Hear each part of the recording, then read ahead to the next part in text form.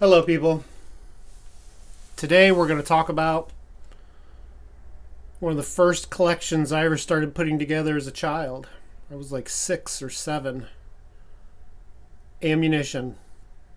Specifically, 45 ACP ammunition, or 45 automatic, or 45 auto, or 11.43 millimeter, whatever. All right, the first round we have here is a standard military ball round. This one in particular was manufactured by Maxim in September of 1917. And notice the heavy lacquer on the primer. It seems very excessive. Maxim did not manufacture ammunition long, and these are very sought after by collectors. This one's a little rough, but overall it's in pretty good condition.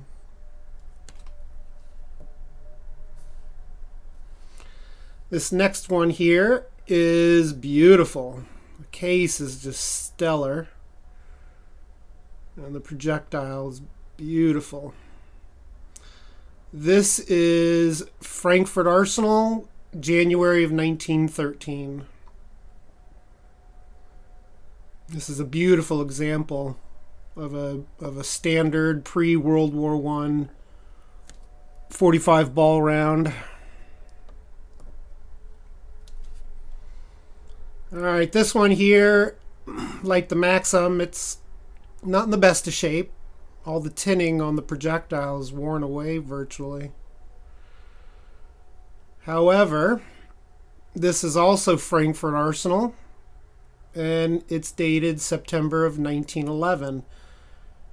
This is going to be the earliest head stamp you'll find from Frankfurt Arsenal that was a standard issue to soldiers. There are earlier head stamps, but they were for test and evaluation. All right, the next one here looks like a standard ball round, and for the most part it pretty much is. This is a national match made by Western Cartridge Company in 1964. So if you're wondering, the tinning, the silver on those projectiles, that's a tinning. The tinning was stopped in the 20s, mid-20s, 26 or something like that. This here is a high-pressure cartridge, and we know that because of the blackening of this bullet. This was manufactured by Evansville Chrysler in 1942. A lot of manufacturers that didn't make guns or ammunition jumped on board, of course.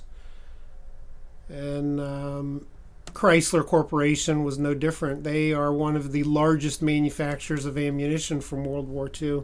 And there's a great book about it called Bullets by the Billions, if you can find it.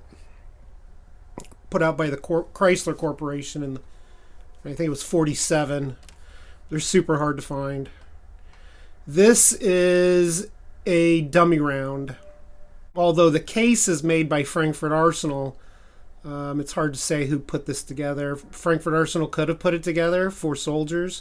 This was a standard dummy round that was issued. This was the first dummy round. It's called the M1921. And once you cycled it through, it would scar the tinning. And then you could pull the trigger and hit a dummy primer and see that your firing pin was actually making a solid hit on your primer instead of a light strike, which would indicate that you have a malfunction. So these were your first dummies that the not only the manufacturers of the firearm, but armors in the military could use. And there was lots of dummies, lots of dummy rounds that took place. Most of them were basically just cartridges with oversized primer holes.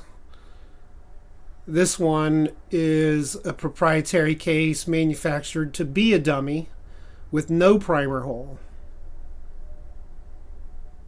Frankford Arsenal, 1956. All right, this one here is a tracer.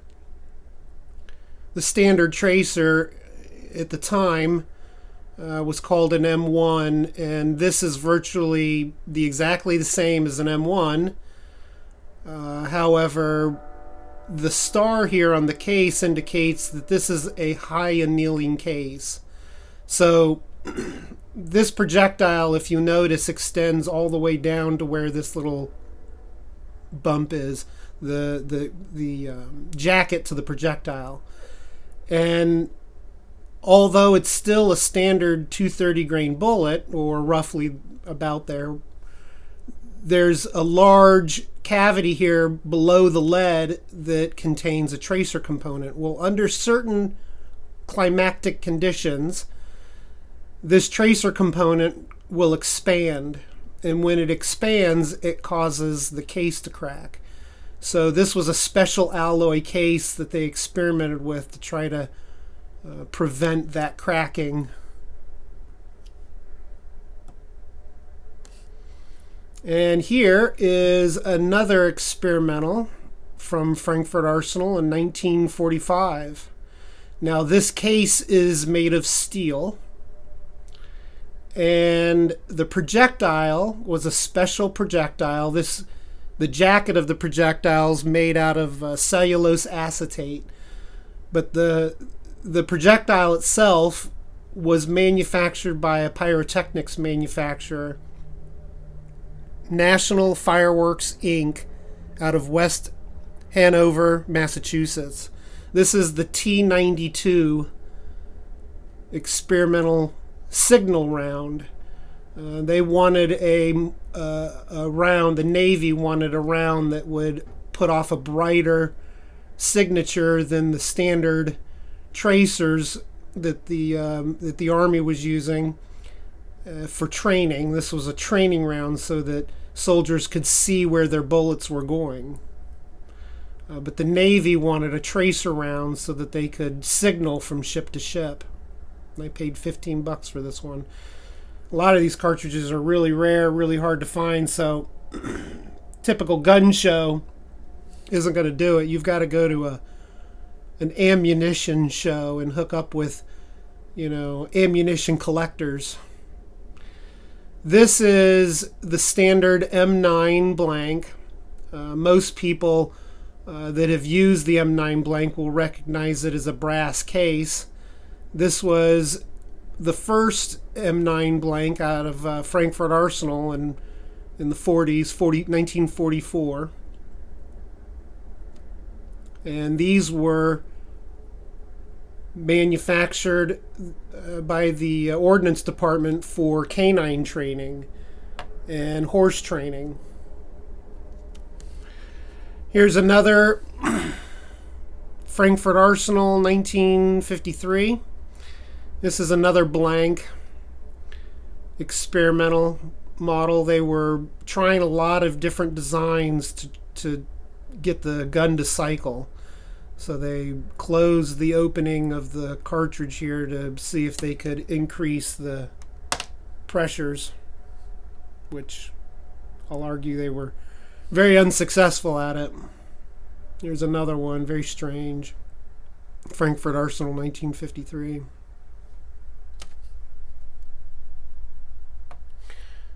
All right.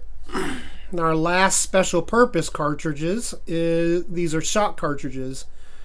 Evansville Chrysler was tasked with experimenting for a new shot cartridge that pilots could use if downed.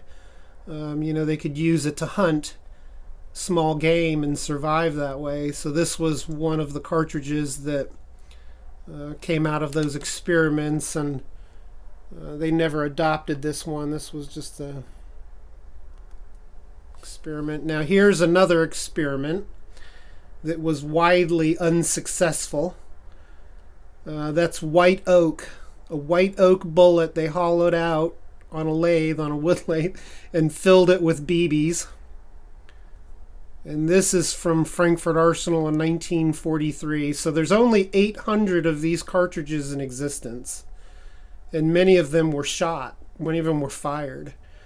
The first lot of 400 were manufactured just a little bit longer than this, believe it or not, which is longer.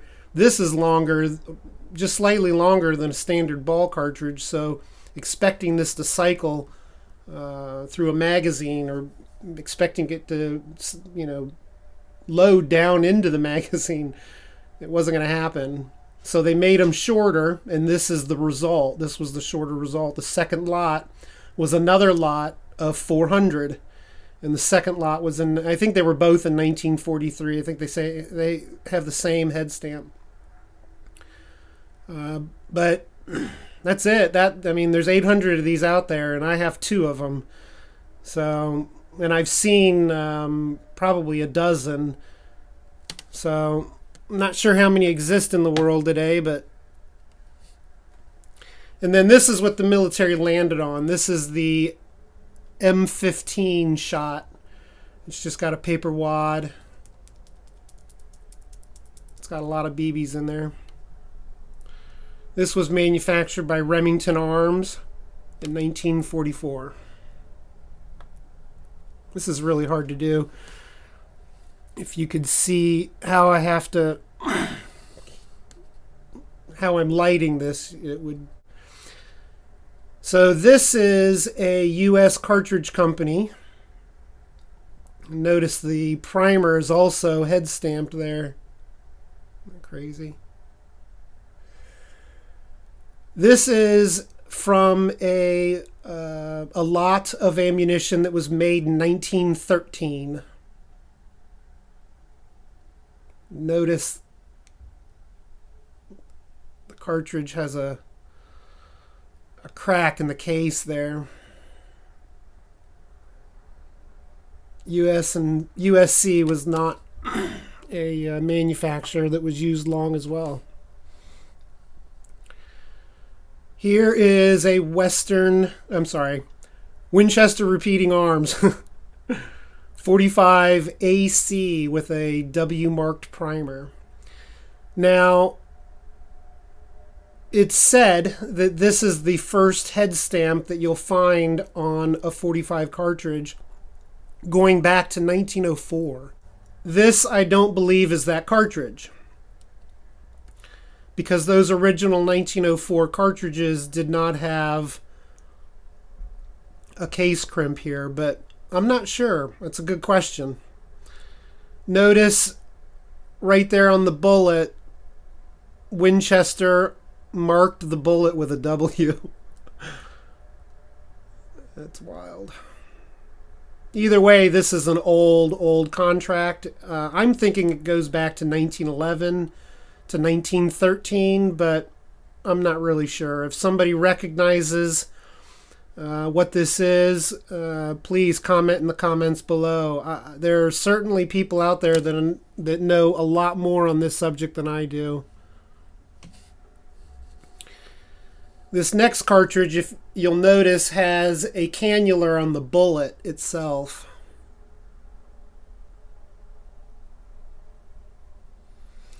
This is also a Winchester repeating arms, W marked primer, 45 AC.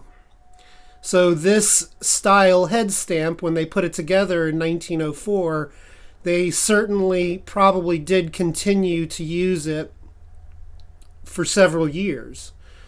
So while this is probably the same stamping, possibly the same die, I don't think this is a 1904 cartridge. I think this goes to later contracts, but I really don't know.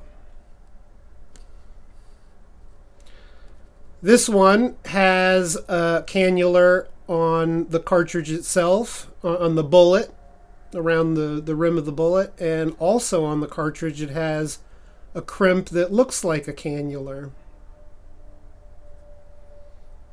And this is a Remington UMC with a U on the primer.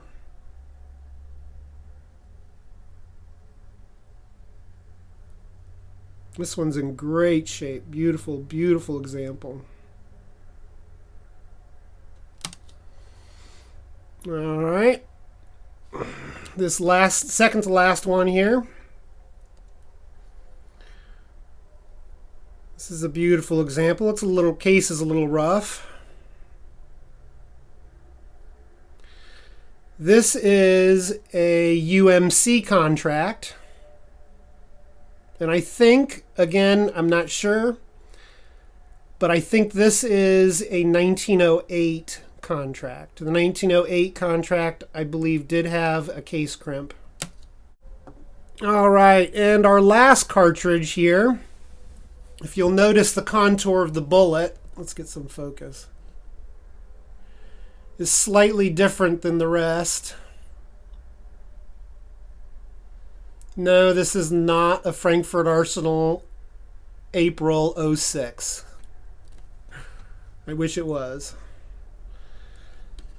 This is a German-made cartridge. Now, when I purchased this, I was told by the person who sold it to me that this was manufactured for the Luger trials. And as many of you may are already aware, there's not a lot of those rounds left in existence. But it could be. It turns out maybe. I'm not really sure. I did a lot of research online, and from what I've read from people that are smarter than me on this subject, is that the round that was specific to the Luger didn't have the A. It was just a 513. And so this 513A was manufactured by the Germans so the Germans could shoot Colts. The Germans had Colts. So certainly they wanted to make their own ammunition, and this was supposedly, I'm thinking that's what this is, and it was made during that 1907 trial period.